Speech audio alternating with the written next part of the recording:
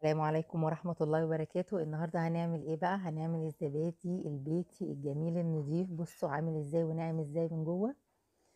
هنبدأ بقى تجهيزات رمضان. كل سنة وانتم طيبين، اللهم بلغنا رمضان لا فاقدين ولا مفقودين ان شاء الله. جبت كيلو لبن وغليته وسبته اما بقى فاتر، وهنزل عليه بكوباية زبادي كبيرة. يستحسن يكون زبادي مصانع مش زبادي بلدي، عشان ما يبقاش فيه ترميلة كده. انا عاوزاه ناعم خالص ودايب زي اللي بنشتريه جاهز.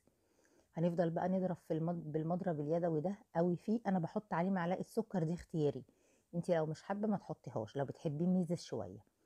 ونفضل نضرب فيه بقى كده. انا قبل ما ابدا في الحكايه دي كلها شغلت الفرن 10 دقايق يسخن، وطفيته وسبت لندته بس اللي شغاله. يستحسن لو عندك لنده في البوتاجاز تسيبيها شغاله. هنعبيه بقى في البولات بتاعتنا، وهكون مسخنه الكتل. هسخن الميه، مش هتوصل لمرحله الغليان. اسيبه بس دقايق كده، ما احس ان الميه بدات هتغلي سخنه، لكن ما تبقاش ميه مغليه. وهنزل بيها في الصينيه، وهندخله الفرن ونقفل عليه حوالي 5 ساعات.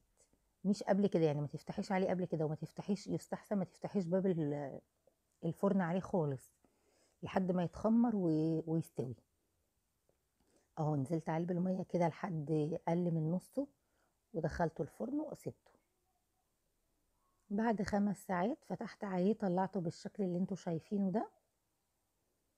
تحفة يا جماعة، نضيف موفر، لأن الأسعار الزبادي بقت غالية والألبان جدا. اه اللبن غالي، بس احنا بنعمل الزبادي أوفر وأنضف في البيت. اهو بيطلع بالشكل اللي انتوا شايفينه ده.